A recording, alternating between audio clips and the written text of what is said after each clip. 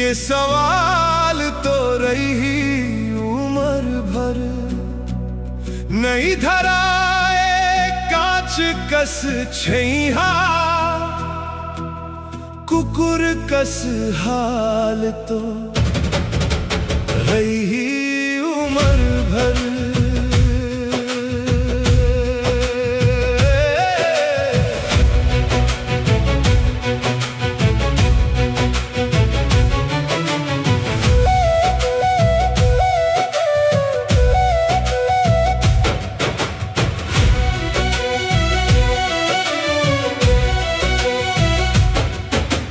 ये सड़क में बिखरे चप्पल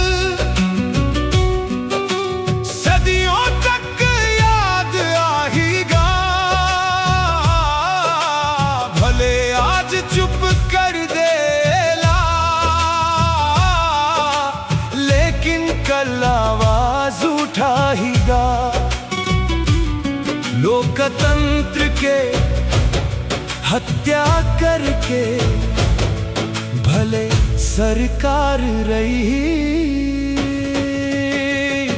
उम्र भर, ये सवाल तो रही उम्र भर, ये मलाल तो रही उम्र भर।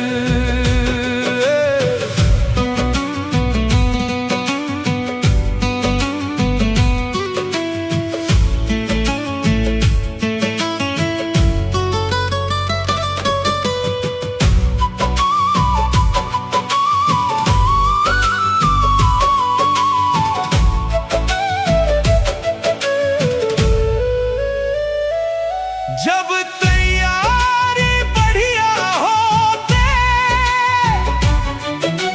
धूप मलिका करिया होते, मेड़ के कांदी गोलर चर गए, जब धान हरियर होते,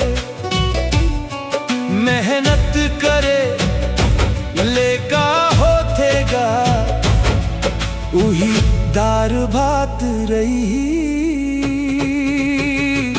उम्र भर।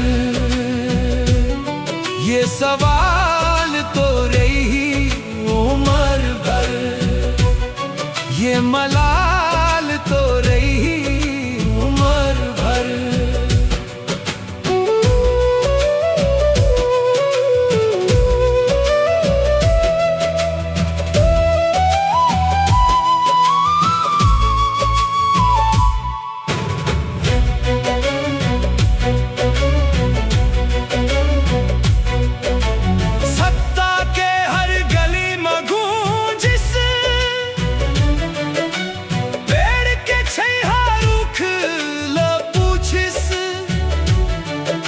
घमंड में जंगल अंधा हो गे, काश ये वन में पतझड़ होतिस, चारे च दिन के करिया बादल सूरज माग रही उम्र भर। एक मलाल तो रही उम्र भर, ये सब